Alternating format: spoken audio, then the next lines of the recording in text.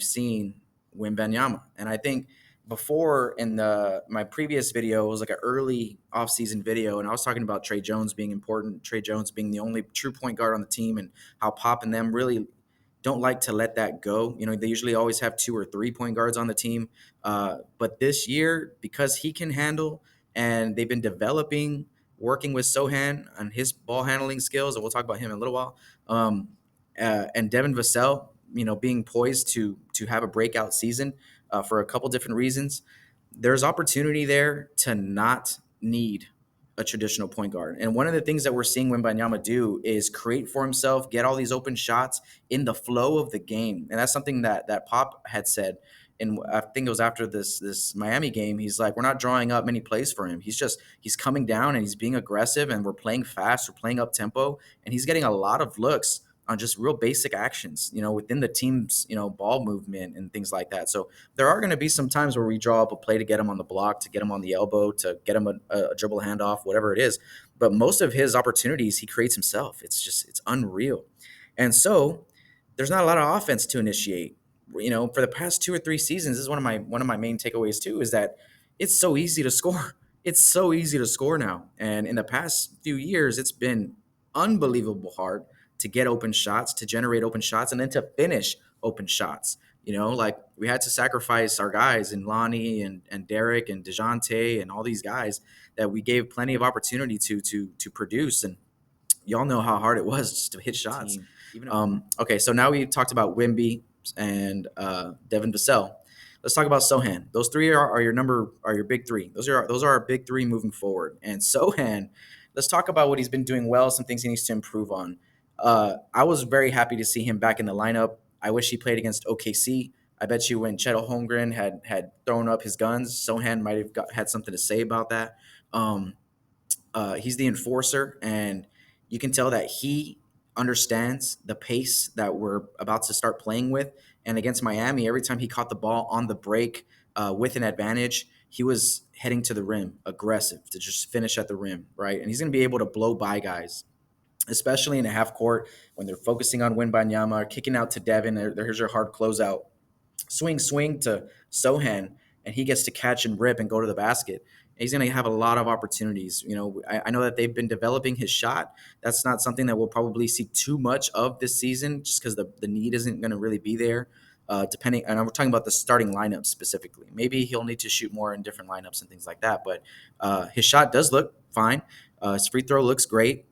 Now let's talk about him as a point guard, right? Because I think Jeremy Sochan as a point guard is something that we experimented with last season, giving him the opportunity to grow, make mistakes. I think that's when Trey Jones was out.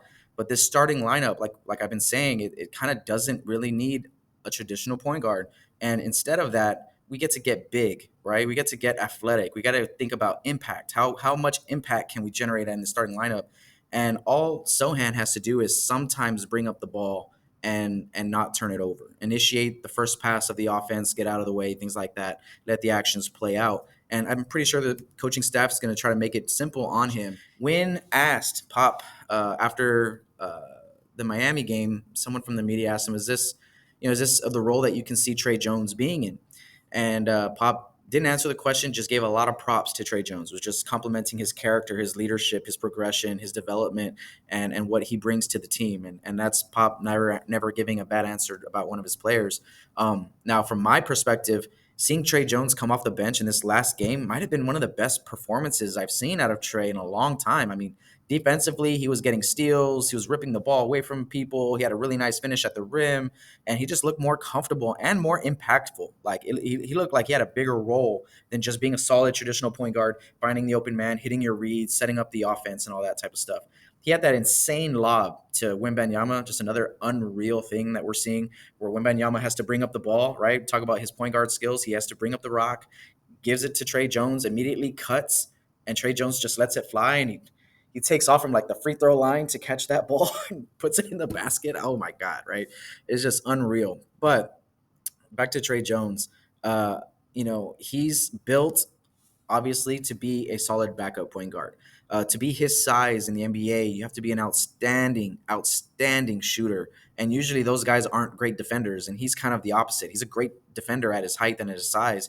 And I've been promoting that too for a year or two, how he's just always up for the challenge, never backs down from a challenge. If he has to post up and guard a big guy, he's going to do that hard. He's going to make it tough for the other players. So he doesn't have that offensive output. And if we're talking about just impact in that starting unit, I think removing him from it, and because of the supplement that we do have with ball handling, his role, like he can have another great career season coming off the bench, just kind of like his brother did for a few years coming off the bench for Ja Morant in Memphis, and now he's his own starting point guard in Washington. Trey can have a similar route if he does end up wanting to take that opportunity down the road. But I think if we can keep him around, he's like our new Patty Mills, our new Corey Joseph, these guys that are just with us for a long time, our new George Hill, right? Guy that's with us for a long time as that backup point guard who can step into that starting lineup as soon as one of those players goes down, right? And I think that having that is more valuable than having him in the starting lineup. It's like it's night and day. Like he's ultra valuable coming off the bench, and as a starter, the impact kind of that starting unit goes down a little bit. Even though the turnovers will get cleaned up a little bit, you're missing out on a lot by playing and experimenting with that.